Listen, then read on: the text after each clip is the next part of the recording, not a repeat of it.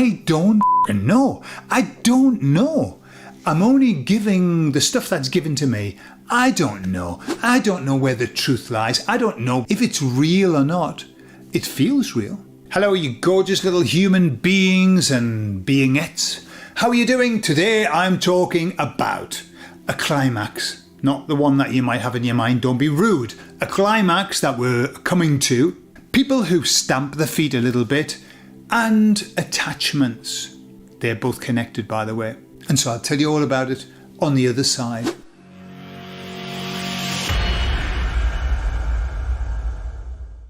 So before we start, let me tell you that because I've been doing a lot of interviews and stuff like that, I'm in backlog.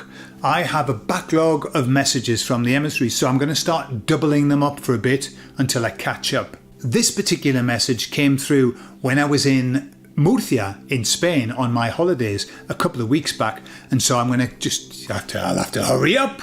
So I was asking him about this idea that we're moving toward something climactic, and that's what the emissaries have said, like we're coming to a climactic period, a climax. And I said, but we've been talking about this for ages, haven't we? Really, we've been talking about it for years. In fact, we're all a bit weary waiting for the climax to come. And I said, so what's the difference now? And what they said is, well, the difference now is that we have moved into a period where quickly we're going to reach a point where there is no more doubt. That's what they said. There's no more doubt about stuff. At the moment, we're a bit like, well, is it? It might be, who knows, whatever. What they said is that we're going to get to a point where the revelation is going to be so grand, so big, that is going to be easy for us to be able to choose exactly the side that we want to be on. They said that everything needs to be revealed, or at least as much as needs to be revealed within our game. Not everything. We're not going to find out everything, So we might as well just put that one on the back shelf, find out everything, know the truth, no. But we're going to find out everything about what's happening within the realm, I think, to be able to make us make a decision. And what they said is this: the game of poker that's being played with everybody only seeing their own cards is over. They said now everybody's going to lay down the cards and it's going to be clear who is holding what. They said all of the poker face stuff is over. And I suppose we've been seeing the lead up to this, where they become more and more overt about what they do, more and more obvious about what they do. They don't really hide anything now. You see all of these shows that they do where it's just clearly, worshipping the devil. And it isn't like, it looks like it could be. No, it is. You've got devil's horns, fire everywhere, black and everything. And they're just worshipping the devil. It's very, very obvious now. Before, that would have been a scandal. If that had happened in the 50s, in the 60s, it would have been a scandal. And now it's seen as entertainment. We've been living through, this is how I see it, this is just my little way of understanding it. This particular timeline, which I believe kicked off at the back end of the 1800s, the back end. It's been the perversion of humankind. That's the idea that I see. Little by little, step by step, mankind has been brought into depravity. That's the way I see it. And then we're in now, that was over, the let's get them depraved, and now we're in the last bit, the last days timeline, where it's just now it's time. Which do you like the most? What do you like? Do you like God's way or do you like my way? And people are making a decision, and some people like the devil's way. Some people like it. That's okay. That's their choice. But it wouldn't be me. Do you know what I see now? And I don't know if it's because of where we are, because we're not in that hypnosis anymore, that we see things that other people don't. I'll give you a very, very fine example of that. Madonna, I mean, she's been looking fucking weird for a while, but she did this show, I think it was in Times Square.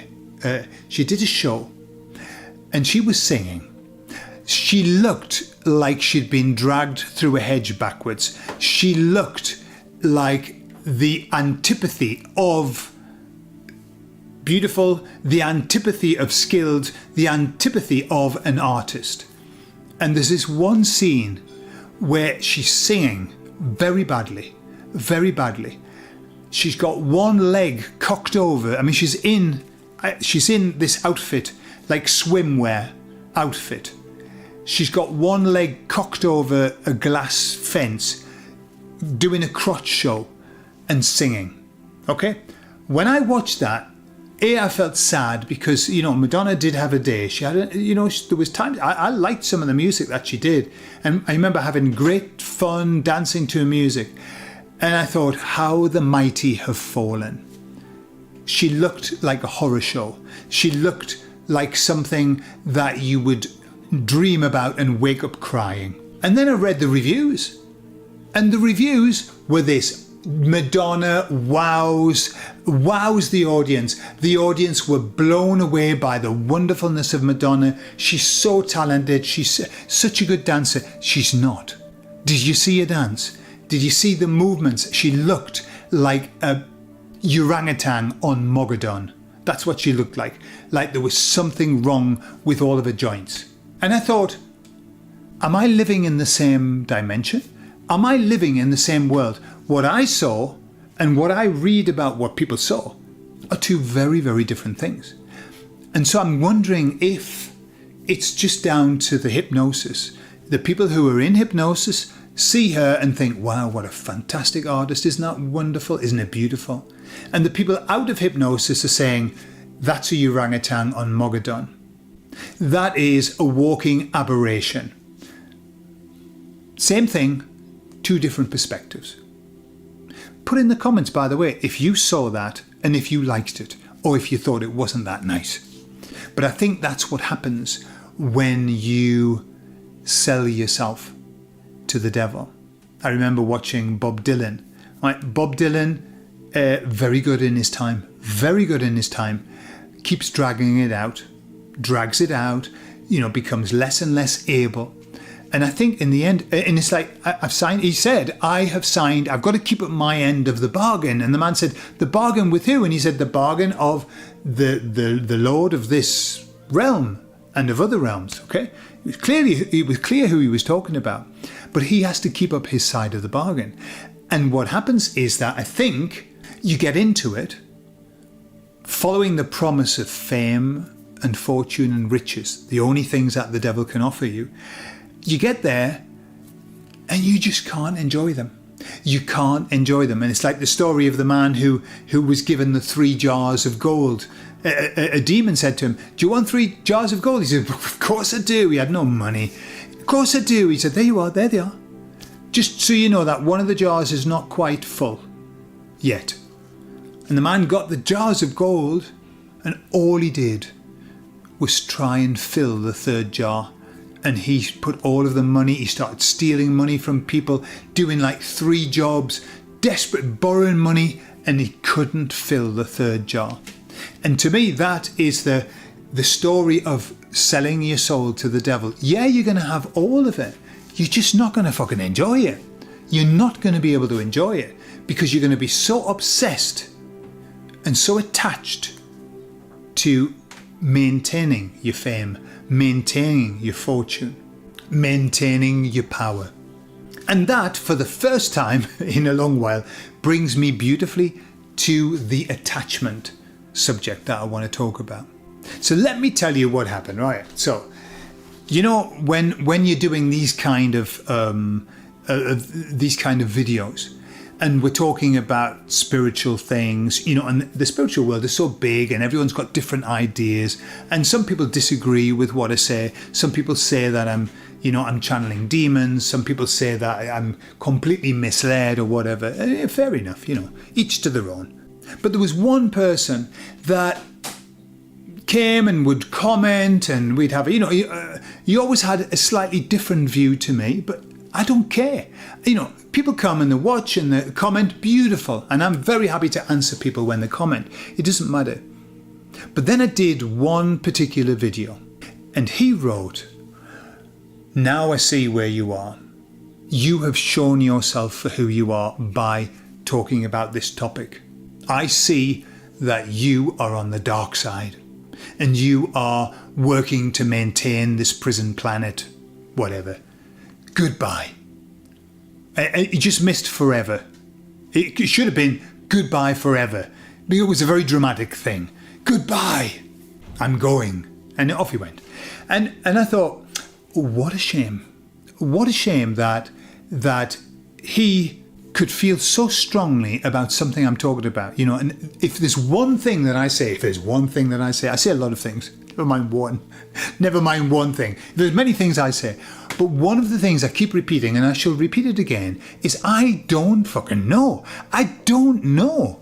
I'm only giving the stuff that's given to me.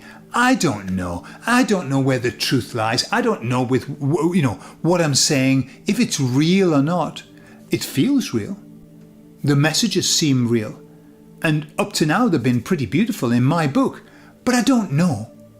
And so you don't have to take things too seriously. If there's something that you don't like, you just say, well, that doesn't resonate with me. I've got loads of people in the group, they go, well, that doesn't really resonate with me. Fantastic. What I'm not going to do is drop my bottom lip out and go, well, goodbye forever. No. So I was asking the emissaries about that. And you know, what's that about? You know, we mustn't let ourselves be divided. We've got to stick together. That's why we've got to rise above it. We've got to look to the bigger picture instead of the details. I only get into the details because if I just talked about the big picture all the time, these would be really boring. The videos would be boring because it would just be like, yes, well, the Great Awakening's happening and the world's being ruled by baddies, but the Great Awakening's happening. All we need to do is have faith. The same message every week. No, I've got to get into the details. And I know it's risky, but you don't have to take it too seriously. So the emissaries were talking about attachments. And I've talked about attachments a while ago because Anthony de Mello, if you really want to understand attachments, there's a book by Anthony de Mello. And it's absolutely a beautiful book. And it's a hard read. And when I first read it, and I think I've read it about 5 or 6 times, the first time, it was too heavy for me and I had to put it down. And I actually thought he was a horrible man the first time I read it. Then I saw him live talking and I realized that he certainly wasn't. And he just had this message that was so hard to hear because what he was saying was that we're all attached to things. And that attachment is about fear of losing something. And just as the emissaries reminded me, when somebody is faced with something that goes against their belief and they react in an angry way, in a violent way, violently with words, they get upset, they shout, they call you names. All that means is that they are attached to their belief. And the reason that they're attached to their belief is because they're scared shitless that somebody might take their belief off them. And they're scared shitless that somebody might find out, in fact, they might find out, that their belief doesn't have enough foundation for it to be a good belief. When you confront somebody about their belief and you tell them and they respond by saying, well, that's interesting. That's not particularly what I believe. And I'll tell you the reasons why I believe this. And they're calm and they just tell you the reasons why. That's because A, they're not scared. They're not attached to their belief. They're not attached to it. They have it. It's strong. And the reason that they have their belief is because they've done such a lot of work to be able to prove to themselves that that belief is right. Does that mean that their belief is right? Not at all.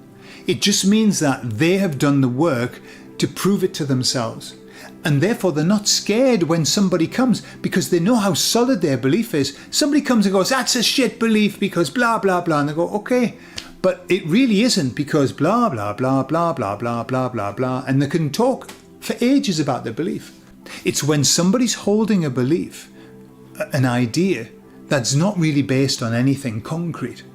That's when it's scary.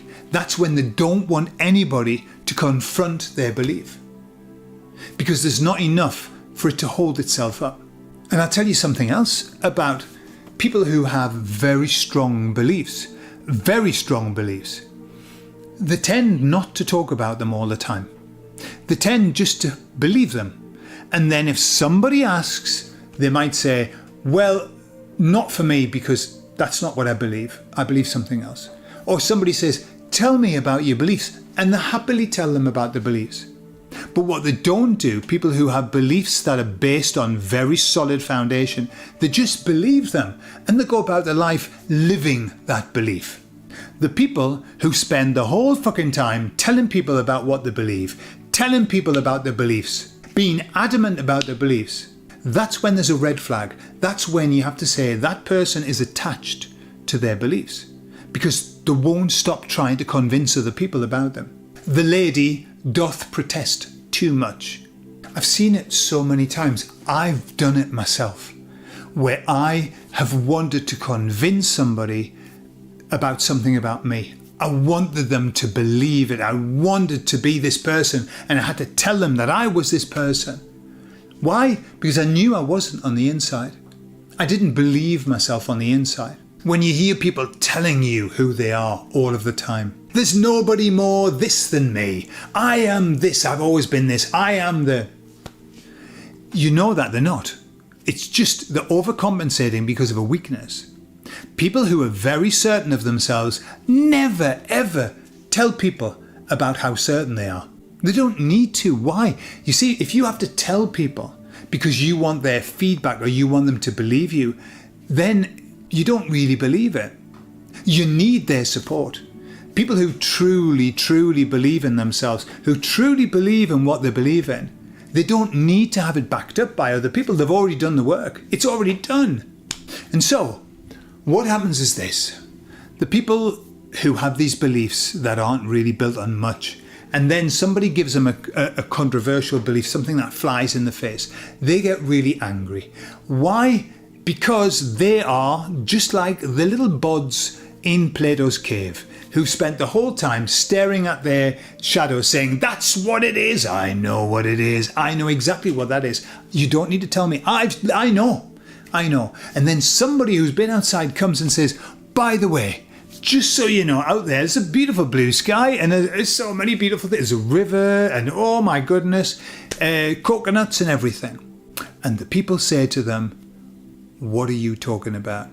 You are mad. You must be demonized. There's something wrong with you. You're an idiot. And they become very aggressive. They become name callers. This is very standard. It's what we see all the time. Anybody who's got a belief that isn't backed up is backed up by shit. The only thing they can do is call you names when you approach them about their belief. They just call you names. It's the only way. It's a dead giveaway when somebody has to call your name because they can't formulate a debate. And it reminds me of, when I was talking about that I don't believe that this is a prison planet. The emissaries don't either. And yet lots of people do. Lots of people do. Based on what they've read, what somebody's told them. Based on David Icke's book, based on whatever. This is a prison planet, and I'm saying, I don't think it is. And I often think this, because, we don't know, do we? We don't know. We really don't know. The only thing that I can say is that having read zillions of out-of-body experiences and, near-death experiences, the vast majority, not all of them, but the vast majority talk about going somewhere very beautiful and having a very beautiful experience.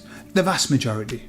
And so, based on that, I would much rather believe that when we go off, we have a beautiful experience. That's what I would choose to believe. I don't know. People who've had a near-death experience don't really know, because they don't know whether it was just the mind playing tricks on them or whatever. There seems to be an awful lot of symmetry between the stories, but we don't know. We do not know.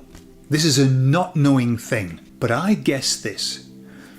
When you look around the world and you see the horribleness that's round here, you see the horrible things that are going on, then the logical thing to think would be, I would never choose to be here. I would never voluntarily choose to live here. So therefore, it becomes much easier to believe that you were forced to be here. I would never choose to be here, so I must be forced. And so it's very sad, but it's a lot easier to believe in a prison planet than it is to believe that we chose to be here. It's much easier. It makes much more sense. This is shit. Of course I'm forced here. Does it make you happier? No, it doesn't. No, it doesn't.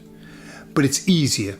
You know, you have to go through a lot of mental gymnastics to say, well, actually, no, I believe that it's all our choice. You've got to do a bit of work. Whereas if you just think, well, yeah, it is a prison planet, we're all fucked because David Icke said so. And I admire David Icke. I've interviewed him. I like David Icke. He has been fundamental in waking up millions of people. He's just a bit miserable, that's all. He's turned into a bit of a misery guts. But hey, so what? That's his stuff. But I think at the end of the day, it's all down to attitude. It's the attitude that you have.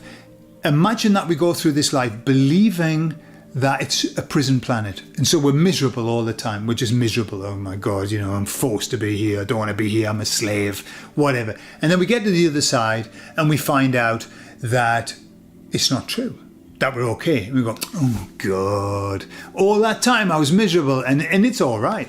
Or we get through it being miserable and we get to the other side and it's true. And we go, hey, see, I was right. Okay.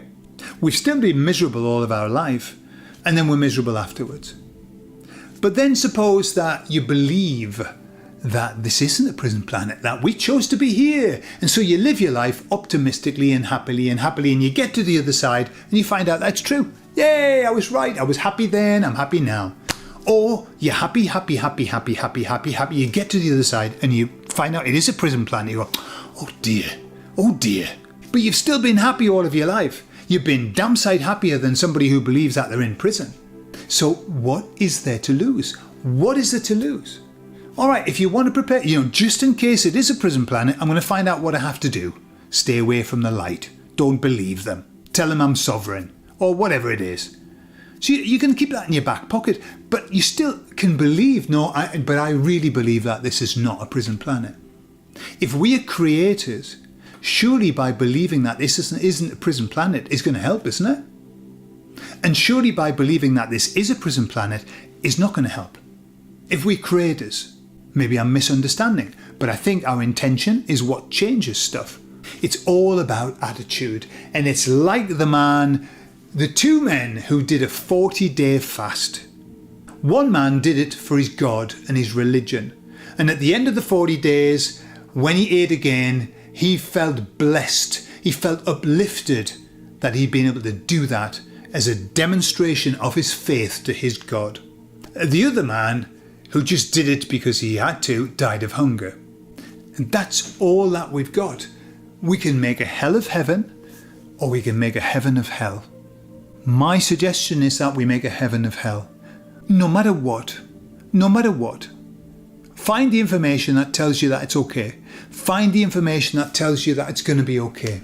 And above all, whatever happens, if somebody has a different opinion and it makes you upset and angry, look at your opinion and maybe you need to strengthen it a little bit. Or maybe you need to look at it and think, is this the right one? Because it's not strong enough for me to be calm when I listen to other people. It's called an attachment. And we've all got them. All of us. Me included. There you are. Tell me, are you aware of any attachments that you've had in the past, or maybe that you've still got? The attachment is, I can't be happy without this. That's it. That's how attachments work. I can't be happy without this. Let me know in the comments if you've had anything like that and you realised that it was an attachment and you had to let it go. I'd be really interested to know.